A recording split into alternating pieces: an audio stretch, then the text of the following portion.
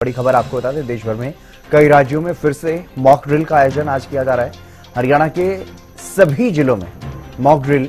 और रात 9 बजे तक अलग अलग जगहों पर मॉक ड्रिल जो है वो चलेगी। 32,000 civil defence volunteers mock drill में शामिल और रात 8 बजे 15 मिनट तक के लिए ब्लैकआउट भी रहने वाला है। पूरे प्रदेश में अलग अलग जगहों पर अलग अलग जिलों में इस बार मॉक ड्रिल जो है वो करवाई जा रही है और जो वॉलंटियर्स हैं सिविल डिफेंस के, उनके साथ मिलकर के आम लोगों को भी इसमें इंक्लूड किया जा रहा है। उनके साथ ये मॉक ड्रिल, ताकि युद्ध जैसी स्थिति में कैसे बचा जा सकता है, कैसे दूसरे लोगों को भी बचाया जा सकता है, क्या कुछ सावधानियां बरतनी है आपात स्थिति में, उन तमाम पहलुओं को लेकर के लोगों को जागरूक किया जाएगा। सिविल डिफेंस के जितने भी वॉलंटियर्स हैं उनको भी जागरूक किया जाएगा और कैसे आम नागरिक जो एडमिनिस्ट्रेशन है, प्रशासन है, उनके बीच में किस तरह से तालमेल बैठाया जा सकता है, कैसे लोगों को ज़्यादा से ज़्यादा आपात स्थिति में वहां से उनका रेस्क्यू किया जा सकता है, उसके बारे में जागरूक किया जाएगा। भारत में मॉक ड्रिल और पाकिस्तान में कहीं ना कहीं दहशत एक बार फिर से, क्योंकि पिछली बार जब मॉक ड्रिल का ऐलान हुआ था, मॉक ड्रिल जिस दिन होना था उसी दिन पाकिस्तान पर हमला हो गया था। तो ऐसे में अब एक बार फिर से देश के कई ऐसे राज्य जो संवेदनशील हैं और पाकिस्तान से सटे हुए जो कहीं ना कहीं राज्य हैं, तो वहां पर ये मॉक ड्रिल का अभ्यास जो है वो करवाया जा रहा है। और हमारे संवाददाता महेंद्र करनाल से हमारे साथ जुड़ गए हैं। महेंद्र, फिलहाल क्या कुछ ताजा अपडेट, क्या यहाँ पर मॉक ड्रिल शुरू हो गई है?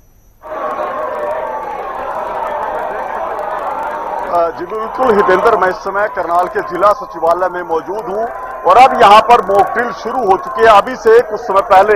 हूटर की आवाज दी गई थी, सायरन बजाया गया था और आप देख सकते हैं कि किस तरह से जो मॉक ड्रिल है वो शुरू हो चुकी है राहत और बचाव कार्य के लिए। क्योंकि मॉक ड्रिल में दिखाया गया है कि जिला सचिवालय पर एक हवाई हमला हुआ है और उसके बाद आपातकालीन सेवाएं किस तरह से त्वरित रूप से एक्शन में आई हैं। यहां पर एसडीआरएफ की टीम है, हरियाणा पुलिस यहां पर मौजूद है, इसके अलावा स्वास्थ्य विभाग की टीम है और विशेष रूप से वॉलंटियर्स को यहां आज इस मॉक ड्रिल में शामिल किया गया। आप देख सकते हैं कि किस तरह से जिला सचिवालय में ये मॉक ड्रिल जो है वो शुरू हुई है, जिसमें बड़ी संख्या में जो है आज वॉलंटियर जो है वो शामिल हुए हैं और सायरन गूंजने के बाद से ही जो आपातकालीन सेवाएं हैं वो पूरी तरह से एक्टिव और प्रभावी तो दिखाई दे रही हैं। यहाँ गाड़ियां जो हैं तो पहुंच चुकी हैं। आप देख सकते हैं कि जो फंसे हुए लोग थे, जो घायल थे, उनको किस तरह से अब जो है स्वास्थ्य सेवाएं देने के लिए, उनको उपचार के लिए तो बिल्डिंग से बाहर निकालकर गाड़ियों में लेके जाया जा रहा है। क्योंकि इस मॉक ड्रिल में दिखाया गया कि किस तरह से हवाई हमला हुआ था और जिला सचिवालय की जो बिल्डिंग थी उसमें कुछ लोग फंसे हुए थे, उनको निकाला जा रहा है और कुछ लोग घायल हुए हैं, जिनको स्वास्थ्य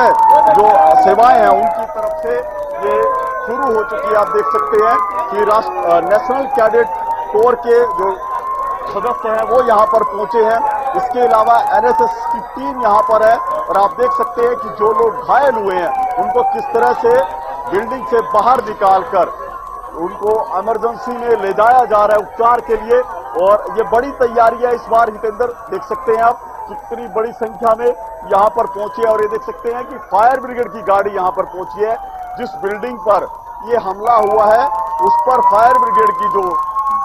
टीम है वो यहाँ पर पहुंची है। आप देख सकते हैं कि पानी की बौछारें वो यहाँ पर की जा रही हैं। इसके अलावा जो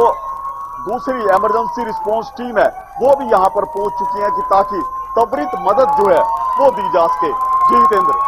जी बिल्कुल महेंद्र, तस्वीरों में दिखाई दे रहा है कि किस तरह से वहां पर तमाम जो अमला है वो पूरी तरह से अलर्ट नजर आ रहा है और सायरन की आवाज भी सुनाई दे रही है। अभी कितनी देर तक ये यहाँ पर मॉक ड्रिल इसी तरह से चालू रहेगी और क्या कुछ यहाँ पर इस अभ्यास के दौरान तय किया गया, क्या कुछ यहाँ पर रहने वाला है? बिल्कुल हितेंद्र, देखिए अभी ये मॉक ड्रिल शुरू हुई है और ये जो पुलिसकर्मी आप देख रहे हैं इनको दिखाया गया है कि जब इस बिल्डिंग पर हवाई हमला हुआ था वो इस बिल्डिंग में फंसे हुए थे, वो घायल हुए थे, जिनको निकालकर अब यहां से जो है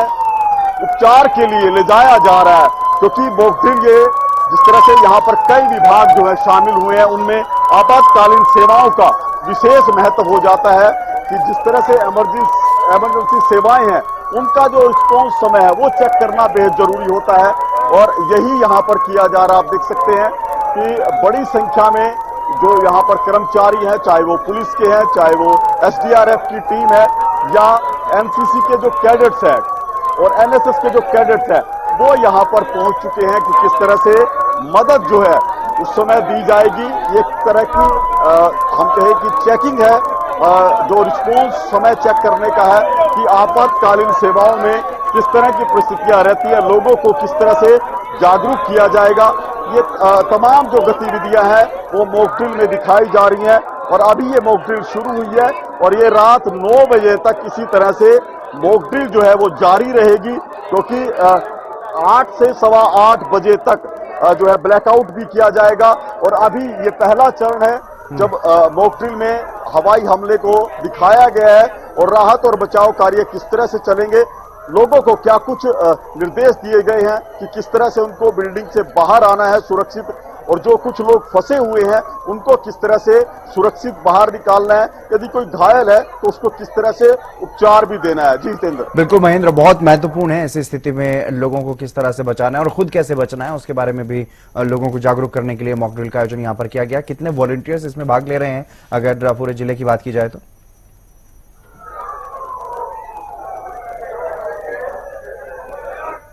मेरी आवाज सुन पा रहे हैं महेंद्र आप?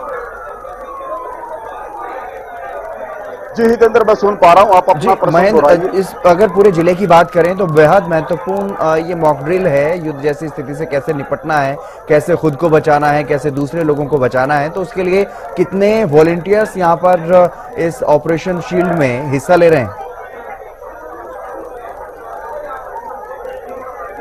बिल्कुल, देखिए आज की जो मॉक ड्रिल आयोजित की गई है उसमें हम प्रशासन की तरफ से बात करें तो सभी विभाग जो आपातकालीन सेवाएं देते हैं वो इसमें शामिल है, चाहे वो स्वास्थ्य विभाग की टीम हो, दमकल विभाग की टीम हो, एसडीआरएफ हो, हरियाणा पुलिस हो या सिविल जो एडमिनिस्ट्रेशन रहता है वो हो। इसके अलावा जो वॉलंटियर की हम बात करें उसमें एनसीसी के कैडेट्स विशेष रूप से शामिल किए गए हैं, एनएसएस के जो स्टूडेंट्स हैं उनको शामिल किया गया है, कुछ सामाजिक संस्थाओं के लोग भी यहाँ पर इसमें शामिल किए गए हैं। करीब सैकड़ों की संख्या है जो यहाँ आज की इस मॉक ड्रिल में शामिल हुए हैं और विभिन्न तरह की जिम्मेवारियां उनको दी गई हैं कि जो एनसीसी के कैडेट्स हैं वो क्या भूमिका अदा करेंगे, एनएसएस के जो स्टूडेंट्स हैं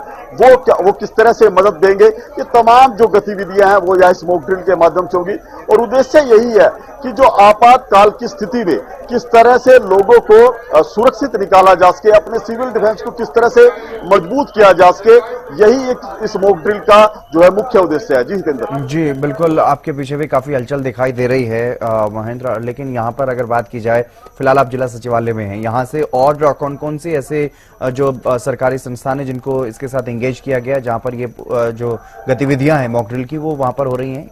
यहाँ के अलावा?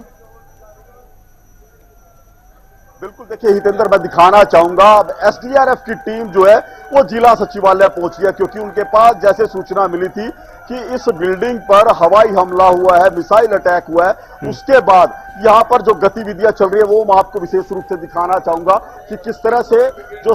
इमरजेंसी सेवाएं हैं, एसडीआरएफ की टीम है वो किस तरह से एक्टिव हुई है। आप देख सकते हैं ये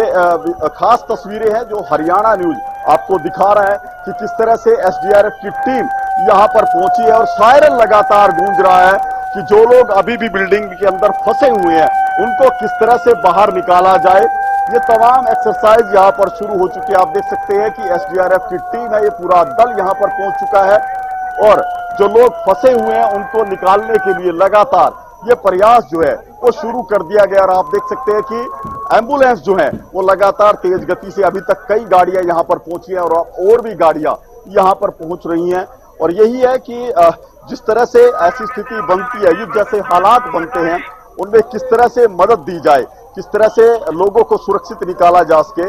और लोग जो हैं ज्यादा से ज्यादा सुरक्षित स्थानों पर पहुंचे। ये कुछ कवायद जो है वो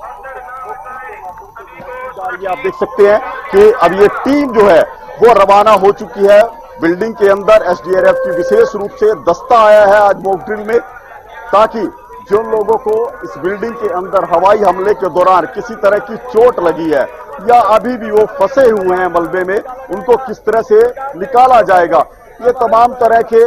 जो एक्सरसाइज है वो इस मॉक ड्रिल में की जा रही है और निर्देश भी है लगातार अनाउंसमेंट के माध्यम से दिए जा रहे हैं कि अनाउंस की जा रही है। और इसके अलावा फायर ब्रिगेड की टीम यहां पर पहुंची है ताकि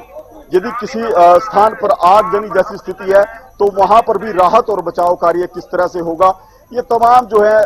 जो उनका आकलन इसी मॉक ड्रिल के माध्यम से किया जा रहा है। जी हितेंद्र जी, चलिए आप नजर बनाए रखिएगा। फिलहाल के लिए बहुत शुक्रिया महेंद्र। तो आपने देखा कि किस तरह से मॉक ड्रिल के लिए जो है तैयारी की जा रही है। करनाल से आप सीधी तस्वीरें देख पा रहे थे, वहां पर किस तरह से सायरन की आवाज भी सुनाई दी और तमाम जो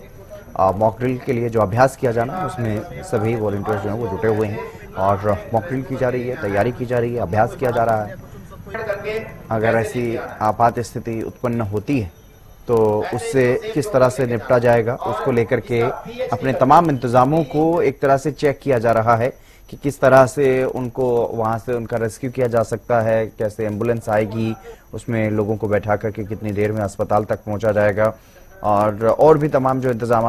किए जाने की जरूरत है उसको लेकर के भी इस ऑपरेशन शील्ड के तहत इस मॉक ड्रिल में वो तैयारियां